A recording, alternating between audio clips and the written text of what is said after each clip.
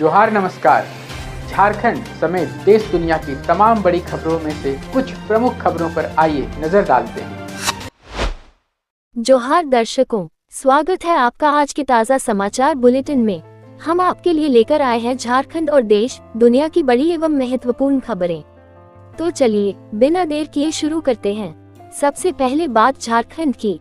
रांची मौसम केंद्र द्वारा जारी तात्कालिक चेतावनी के अनुसार राज्य के रांची, खूंटी, धनबाद, बोकारो, हजारीबाग, लातेहार तथा पूर्वी व पश्चिमी सिंहभूम सहित 18 प्रमुख जिलों में अगले 1 से 3 घंटों के भीतर मौसम में तीव्र बदलाव, हल्की से मध्यम दर्जे के मेघ गर्जन और 30 से 50 किलोमीटर प्रति घंटे की गति से तेज हवाएं चलने का पूर्वानुमान है।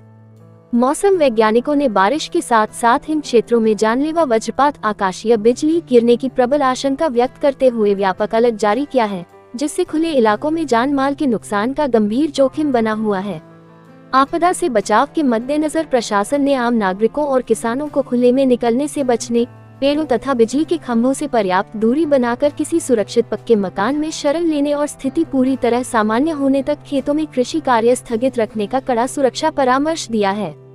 राज्य में 10 जून से 15 अक्टूबर तक बालू खनन पर रोक है।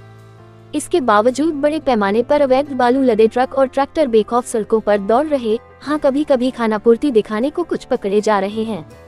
झारखंड में अवैध खनन के खिलाफ जारी अभियानों में बालू सबसे बड़ी चुनौती बना हुआ है, जहां वित्तीय वर्ष 2026 से 27 के शुरुआती 3 महीनों अप्रैल-जून 2026 में ही 17,296 टन बालू और 8,992 टन पत्थर सहित 26,288 टन से अधिक खनिज जब्त किया गया। इस 3 माह की अवधि में जमशेदपुर बालू जब्ती में शीर्ष पर रहा और पूरे राज्य में 1061 वाहन जब्त कर 173 प्राथमिकियां दर्ज की गई तथा 4.29 करोड़ रुपए का जुर्माना वसूला गया। अवैध खनन पर प्रभावी अंकुश लगाने के लिए राज्य सरकार ने नए संशोधित नियमों के तहत वाहनों पर 50,000 रुपए से लेकर 5 लाख रुपए तक का भारी जुर्माना लगाने का कड़ा प्रावधान लागू किया है। लातेहार जिले के महुआडार प्रखंड अंतर्गत जामडीह गांव के सैकड़ों ग्रामीणों ने मूलभूत सुविधाओं के अभाव और अपने गांव से उप स्वास्थ्य केंद्र को दूसरी पंचायत में स्थानांतरित किए जाने के विरोध में सड़क पर उतरकर जोरदार प्रदर्शन किया। ग्रामीणों का आरोप है कि ग्राम सभा द्वारा जमीन देने और नींव की खुदाई शुरू होने के बावजूद उप स्वास्थ्य केंद्र को गुपचुप तरीके से चैनपुर पंचायत के सेम्बर बुढ़नी गाँव में शिफ्ट कर दिया गया। बूढ़ा पहाड़ की तलहटी में बसे इस गाँव में सड़क, बिजली और स्वच्छ पेयजल न होने से ग्रामीणों को राशन के लिए 10 किलोमीटर पैदल चलना पड़ता है तथा मरीजों को कंधे पर ढोकर अस्पताल ले जाना पड़ता है। अनुमंडल पदाधिकारी को ज्ञापन सौंपते हुए ग्रामीणों ने उप स्वास्थ्य केंद्र को वापस जामडीह में बनाने और बुनियादी सुविधाओं को बहाल करने की मांग की तथा मांगे पूरी न होने पर उग्र आंदोलन की चेतावनी दी। सीआईडी जांच में खुलासा हुआ है कि जेपीएससी के तत्कालीन चेयरमैन एल ख्यांगते और तत्कालीन परीक्षा उप नियंत्रक श्वेता कुमारी गुप्ता के निजी दौरों व खर्चों का वहन छात्रों से उगाही करने वाली टीडीपीएल कंपनी के फंड से किया गया था। टीडीपीएल के निदेशक रामबीर सिंह और अन्य आरोपियों के बयानों के अनुसार घोटाले की राशि से ही कंपनी के खर्चों, स्टाफ की सैलरी और श्वेता गुप्ता व उनके परिजनों के एयर टिकटों का भुगतान किया जाता था। हालांकि श्वेता गुप्ता ने अपने बचाव में दावा किया है कि उन्होंने केवल कंपनी के प्रिविलेज कार्ड की सुविधा का लाभ उठाकर टिकट बुक कराए थे और बाद में उसका भुगतान खुद कर दिया था। सीआईडी अब करीब 15 करोड़ रुपए की अवैध उगाही से जुड़े इस मामले में बैंक ट्रांजैक्शन और ट्रैवल एजेंसियों के रिकॉर्ड जुटाकर दोनों अधिकारियों के निजी खर्चों की कड़ियों को साबित करने में जुटी है।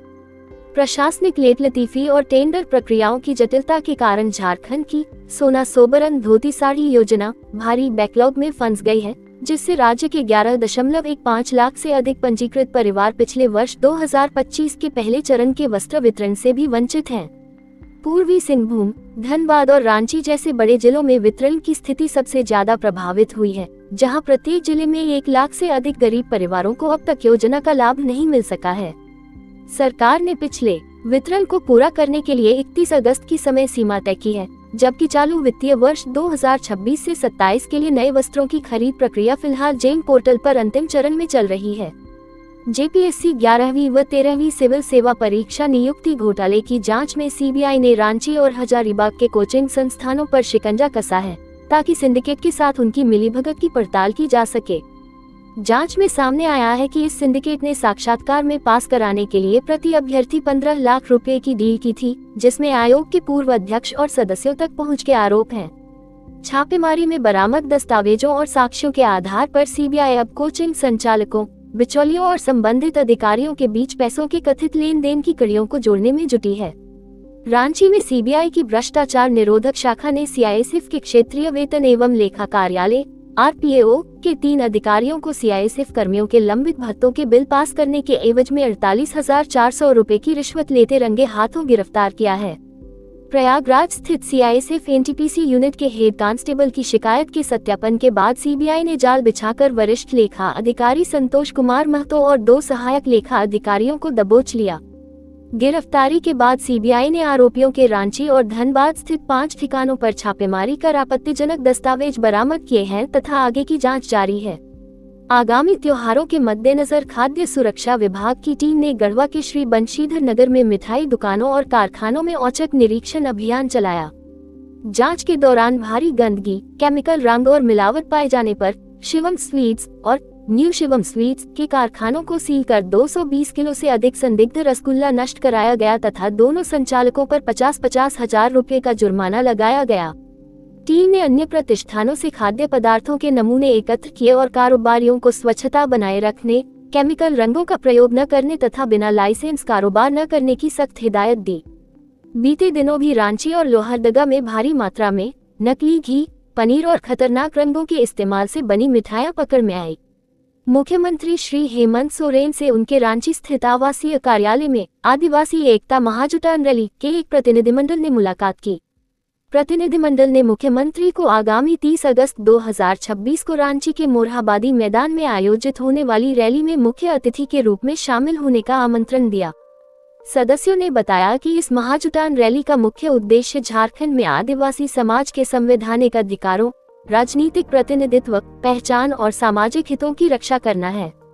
इस मौके पर शशि पन्ना, अजय तिर्की, रमा खलखो, अनिल पन्ना, ज्योत्सना केरकेटा, शिवा कच्छप, अनिल उरांव, पुष्कर बढ़ाइक सहित अन्य उपस्थित रहे।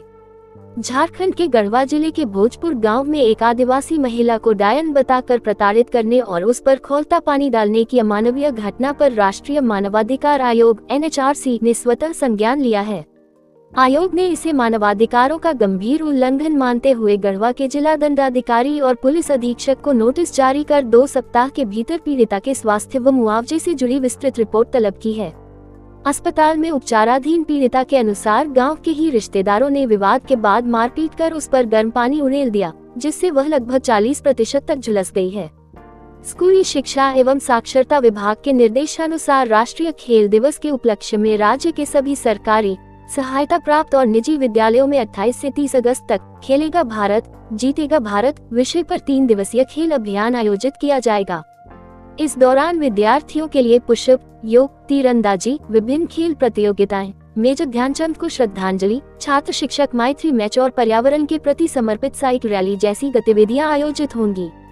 रक्षाबंधन और रविवार के अवकाश के बावजूद विद्यालयों को सुबह 9 से दोपहर 1 बजे तक खोला जाएगा, जिसके बदले उपस्थित शिक्षकों और कर्मियों को क्षतिपूरक अवकाश दिया जाएगा।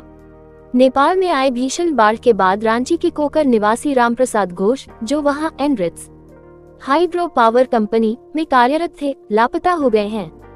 मंगलवार को हुई आखिरी बातचीत के बाद से परिजनों का उनसे कोई संपर्क नहीं हो पाया है, जिसके चलते वे उनकी खोजबीन के लिए लगातार भारतीय दूतावास से संपर्क साध रहे हैं।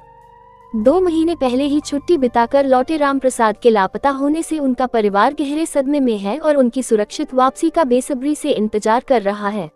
झारखंड सरकार के साथ एमओयू रिन्यू न होने के कारण बीआईटी मेसरा में स्थानीय छात्रों के लिए 50% होम स्टेट आरक्षण समाप्त कर सभी सीटों को ऑल इंडिया कोटे में बदल दिया गया है।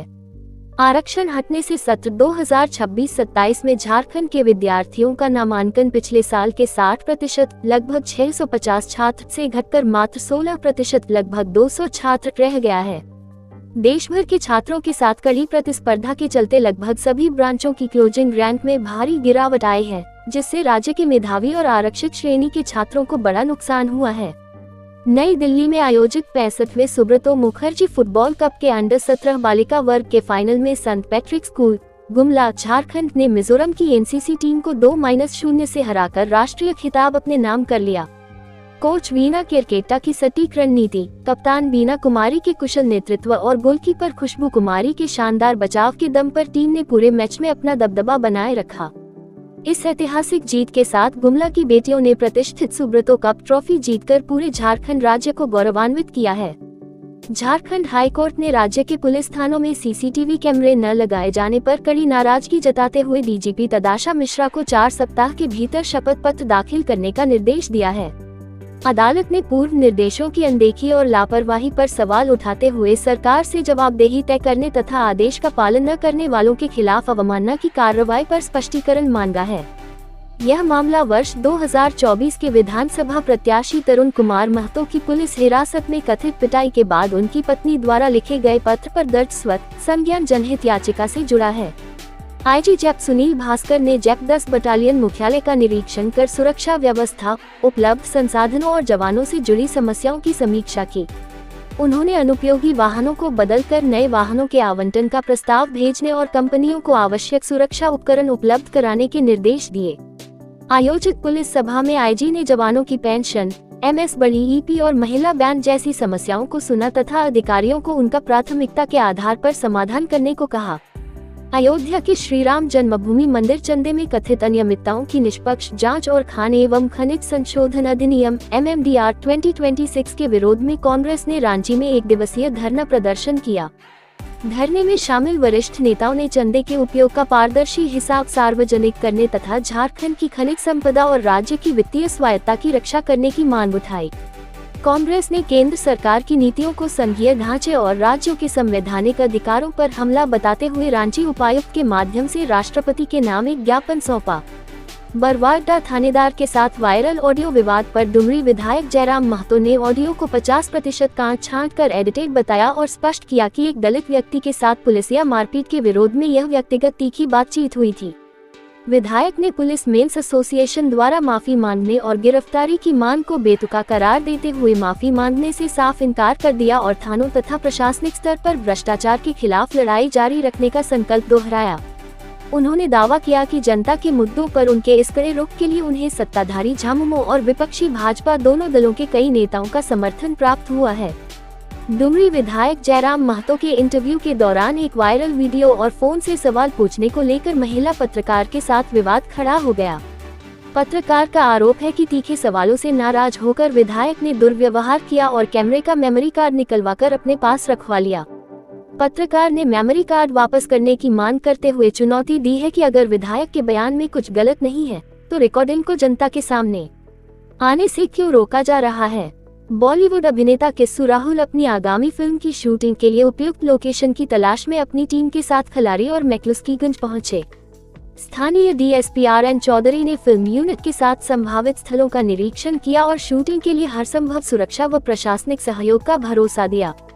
अभिनेता ने क्षेत्र के प्राकृतिक सौंदर्य और औद्योगिक परिवेश की सराहना करते हुए कहा कि कहानी के अनुरूप लोकेशन तय होने पर यहां जल्द शूटिंग शुरू की जाएगी। झारखंड में JPSC और JSSC भर्ती परीक्षाओं में कथित धांधली के विरोध में निकाली गई भर्ती व्यवस्था सुधार यात्रा जामताड़ा जिला पहुंची, जहां छात्रों व युवाओं ने व्यापक पदयात्रा की। यात्रा का नेतृत्व कर रहे छात्र नेता देवेंद्र नाथ महतो ने अदालती कार्रवाई और CBI जांच के मुद्दों पर सरकार की भूमिका पर सवाल उठाते हुए परीक्षाओं में पूर्ण पारदर्शिता व निष्पक्षता सुनिश्चित करने की मांग की। अब देखिए राष्ट्रीय एवं अंतर्राष्ट्रीय सुर्खियां। इस देश में गरीबों के साथ शासन और व्यवस्था कैसा सौतेला व्यवहार करती है और अमीरों के लिए कैसे सारे नियम बदल जाते हैं। सुविधा देने के लिए इसकी एक बानगी देखिए। NCLT निजी ग्रुप के संस्थापक सुभाष चंद्रा के खिलाफ करीब 22,000 करोड़ रुपए के स्वीकृत दावों के मुकाबले मात्र 6.5 करोड़ रुपए की पुनर्भुगतान योजना को मंजूरी दे दी है, जिसके चलते कर्जदाताओं को लगभग 99.97% की भारी कटौती खेर झेलनी पड़ेगी। शुरुआत में विवेक इंफ्राकॉन के 170 करोड़ रुपए के कर्ज में पर्सनल गारंटी से उपजे इस मामले में कई प्रमुख बैंकों ने भारी नुकसान का हवाला देते हुए इस मामूली भुगतान योजना का कड़ा विरोध किया था। न्यायाधिकरण ने कर्जदाताओं के 80.81% बहुमत के समर्थन और सुभाष चंद्रा की संपत्तियों के बेहद कम मूल्यांकन को आधार मानते हुए यह फैसला सुनाया कि दिवालिया घोषित करने की तुलना में ये योजना ही कर्जदाताओं के लिए बेहतर विकल्प है। टाटा सन्स के पूर्व चेयरमैन चंद्रशेखरन के प्रधानमंत्री नरेंद्र मोदी के संभावित मंत्रिमंडल फेरबदल में एक महत्वपूर्ण मंत्रालय संभालने की चर्चा राजनीतिक गलियारों में तेज है। हाल ही में टाटा सन्स से इस्तीफा देने वाले 63 वर्षीय चंद्रशेखरन का नाम बाहरी विशेषज्ञों लेटरल एंट्री पर सरकार के पूर्व भरोसे और उनकी उपयुक्त आयु सीमा के कारण आगे चल रहा है। NETUG पेपर लीक विवाद के बाद धर्मेंद्र प्रधान के हटने से रिक्त हुए शिक्षा मंत्रालय में किसी पेशेवर या कॉर्पोरेट दिग्गज को जिम्मेदारी सौंपे जाने की संभावना के तहत चंद्रशेखरन का नाम प्रमुखता से लिया जा रहा है। नेपाल तिब्बत सीमा पर 2 नदियों के संगम के पास बनी एक नई बैरियर झील में जलस्तर तेजी से बढ़ने के कारण चीन ने निचले इलाकों में विनाशकारी फ्लैश फ्लड का गंभीर खतरा जताते हुए चेतावनी जारी की है। लगभग 20 लाख घन मीटर पानी से पहले ही ओवरफ्लो हो रही इस प्राकृतिक झील में अगले 3 दिनों में 30 लाख घन मीटर अतिरिक्त पानी पहुंचने की आशंका है, जिसकी रोकथाम के लिए चीनी अधिकारी सिमुलेशन और तकनीकी निगरानी कर रहे हैं। भोटे कोशी नदी में आए हालिया तबाही और जारी राहत बचाव कार्यों के बीच इस झील के टूटने का जोखिम बढ़ने से त्रिशूली नदी घाटी और आसपास के निचले क्षेत्रों में जान माल के भारी नुकसान की चिंता और गहरा गई है। नेपाल में बाढ़ की गंभीर स्थिति से निपटने के लिए सेना, सशस्त्र पुलिस और नेपाल पुलिस के कुल 13,295 सुरक्षाकर्मियों को राहत एवं बचाव कार्य में तैनात किया गया है। हेलीकॉप्टरों की मदद से अब तक 573 लोगों को सुरक्षित निकालकर सार्वजनिक भवनों में बनाए गए अस्थायी आवासों में पहुंचाया गया है। प्रभावित क्षेत्रों रासुआ, नुवाकोट और धादिंग के लिए करोड़ों रुपए का फंड, जरूरी सामान से लदे 10 ट्रक और विभिन्न संगठनों के सहयोग से बड़े पैमाने पर राहत सामग्री भेजी गई है। नेपाल तिब्बत सीमा पर ग्लेशियर और चट्टानें टूटने से बनी अस्थायी झील के फटने के कारण भोटे कोशी नदी में विनाशकारी बाढ़ आई, जिससे भारी जान माल का नुकसान हुआ। नेपाल का आरोप है कि चीन ने इस आपदा की आधिकारिक और समय पर चेतावनी नहीं दी, जिससे 45 मिनट की देरी हुई। हालांकि चीन ने इन दावों को खारिज करते हुए राहत कार्य पर ध्यान देने को कहा है। इस आपदा ने दोनों देशों के बीच सीमा पार रियल टाइम चेतावनी तंत्र अर्ली वार्निंग सिस्टम की कमी के पुराने मुद्दे को फिर से उजागर कर दिया है, जिसकी स्थापना भविष्य में ऐसी तबाही रोकने के लिए बेहद जरूरी है। शेख हसीना के प्रत्यर्पण की मांग और बांग्लादेश के चीन पाकिस्तान से बढ़ते संपर्कों के बावजूद दोनों देशों के रिश्ते नई शुरुआत और व्यावहारिक सहयोग की तलाश में हैं। भारत बांग्लादेश संबंधों को केवल हसीना विवाद के चश्मे से देखने के बजाय 2026 में समाप्त हो रही गंगा जल संधि, व्यापार, ऊर्जा आपूर्ति और सीमा सुरक्षा जैसे व्यापक रणनीतिक मुद्दों पर ध्यान देना जरूरी है। दोनों देशों के भविष्य के लिए यह आवश्यक है कि वे मतभेदों से आगे बढ़कर पारस्परिक आर्थिक, भौगोलिक और सुरक्षा हितों पर आधारित एक सीधी व ठोस उच्च स्तरीय राजनीतिक वार्ता शुरू करें। दुर्गा पूजा 2026 के अवसर पर दार्जिलिंग हिमालयन रेलवे DHR पर्यटकों के लिए 1 अक्टूबर से विशेष टॉय ट्रेन सेवाएं शुरू करने जा रहा है। इन विशेष सेवाओं के तहत दार्जिलिंग घूम जॉय राइड 800 रुपए, स्टीम इंजन वाली रेड पांडा 1530 रुपीज और रविंद्रनाथ टैगोर से प्रेरित डीजल इंजन वाली मुफ्त धारा 1030 रुपीज चलाई जाएंगी। इस पहल का मुख्य उद्देश्य त्योहारी सीजन में दार्जिलिंग आने वाले देश विदेश के पर्यटकों को विश्व धरोहर रेलवे और प्राकृतिक सुंदरता का अनूठा अनुभव प्रदान करना है। ये थी आज की बड़ी खबरें। अगर आप ऐसे ही अपडेट्स पाना चाहते हैं तो हमारे YouTube चैनल को सब्सक्राइब करें, Facebook पेज को लाइक करें और इस वीडियो को लाइक एवं शेयर जरूर करें। फिर मिलेंगे अगले बुलेटिन में। तब तक के लिए जोहार और नमस्ते। कैसी लगी आपको हमारी ये खबर, ये हमें कमेंट बॉक्स में लिखकर जरूर से बताएं और ऐसे ही नवीनतम ताज़ा अपडेट्स, खास खबरों से रूबरू बने रहने के लिए बने रहें हमारे संग। कैमरा के पीछे से मेरा सहयोग कर रहे अजय महतो, आनंद चौहान के साथ मैं यदत पिंटू रांची।